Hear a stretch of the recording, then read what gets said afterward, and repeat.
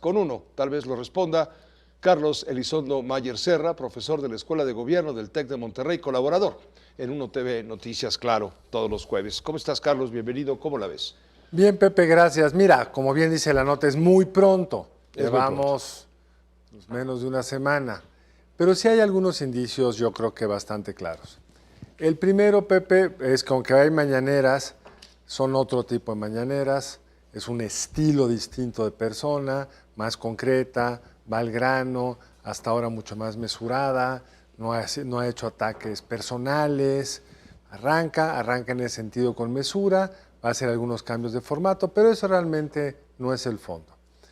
Creo que su discurso de toma de posesión y luego sus 100 puntos en la toma en el Zócalo te indican en términos de políticas públicas no muchas diferencias respecto al pasado.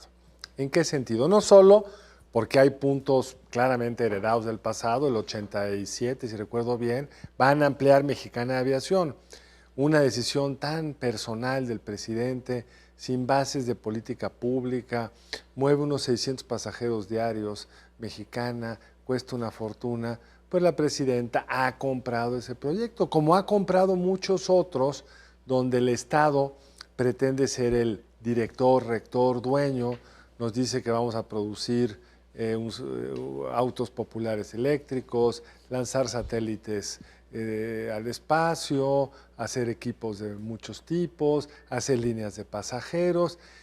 Líneas de pasajeros pues es como lo mismo que hizo AMLO en Yucatán, pero hacerlo hasta Nuevo Laredo, entre otros programas. Entonces se ve un programa pues, muy centrado en las capacidades del gobierno para hacer cosas. Hay un gran énfasis, creo que hay que subrayarlo, sí, creo que el sello más distintivo es la mujer que quiere ampliar los derechos de las mujeres.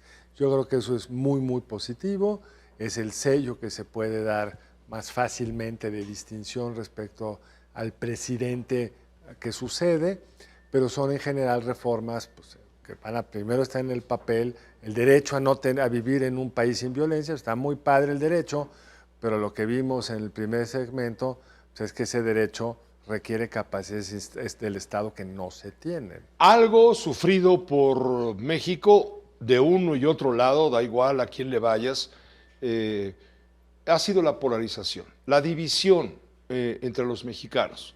Llámales traidores a la patria, llámales paladines de la izquierda y de la popularidad, de la democracia, llámales como quieras. Pero es un país, en este momento llega Claudia a gobernar un país ciertamente polarizado por su antecesor Andrés Manuel López Obrador. ¿Crees tú que Claudia Sheinbaum será capaz de, porque no se ha referido a ello, será capaz de convocar a la unidad nacional y desechar esos temas que nos radicalizaban en polos? Mira, el primer punto, Pepe, es que una gran mayoría de los mexicanos está contento. Cuando tú ves las encuestas respecto a los niveles de aprobación de la presidenta entrante, antes de que entrara, pues, 70%. Timotecnia y Eras y María de la Cera hicieron una encuesta muy interesante sobre el optimismo, sobre qué esperan los mexicanos. El 70%, prácticamente el 70% de los mexicanos creen que la seguridad pública puede mejorar mucho o algo en el gobierno de Claudia Sheinbaum. Lo mismo, números parecidos en materia de salud. Creen que la economía le va a ir muy bien. Y contrasta con los datos publicados ayer o antier de los especialistas del Banco de México, encuestados por el Banco de México, que señalan pues, que la tendencia que observan para el crecimiento de este año y del entrante es bajo y menor al que se esperaba previamente. O sea, hay un contraste entre lo que la gente, el grueso de la población siente y quiere respecto a lo que los analistas y un grupo más pequeño ve respecto al sexenio. Entonces el país está dividido, pero en pedazos muy distintos. Y Claudia puede decir, la presidenta puede decir con toda razón, yo represento a una gran mayoría de los mexicanos y hasta ahora, como bien decías en tu pregunta, Pepe, si su estrategia ha ignorado prácticamente a la oposición, porque la oposición es ignorable. Pueden sacar leyes y reformas constitucionales sin tener que hablar con un solo opositor. Y si a eso le sumas liderazgos en la oposición con poca fuerza, con poca credibilidad, pues tienen una hegemonía en el discurso que no habíamos visto nunca. Un pequeño y último comentario, si me permites. El próximo martes, el secretario de Seguridad Pública Federal, Omar García Harfuch, va a hacer pública, bajo los auspicios de la presidenta, la nueva política de seguridad nacional, privilegiando los temas de la inteligencia. Creo que ese es el punto que más nos preocupa a todos, insisto, del color que seamos, la violencia, la inseguridad. Por eso hemos iniciado el noticiario hoy dando cuenta un parte de guerra de muertos y heridos, lo que ha sucedido solamente en las últimas 24 horas. Creo que es el punto clave, más que la economía, más que la educación, más que la salud.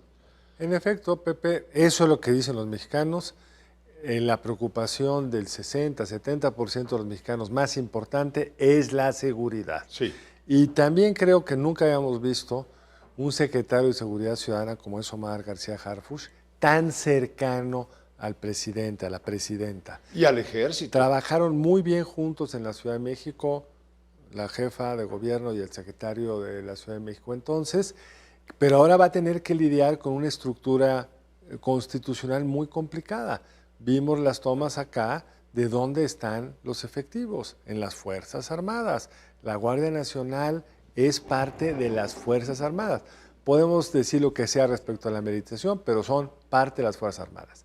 El reto, y así está el diseño, hasta donde entiendo, es que el secretario va a concentrar toda la inteligencia y espera poder contar con algunos de los elementos que venían de la Policía Federal para tener algo de fuerza propia, pero sería en principio el gran coordinador de estas Fuerzas Armadas. Gracias, Carlos. Seguiremos comentando, por supuesto. Gracias a ti, Pepe. Buenas noches. El embajador Carlos Elizondo Mayer Serra con uno.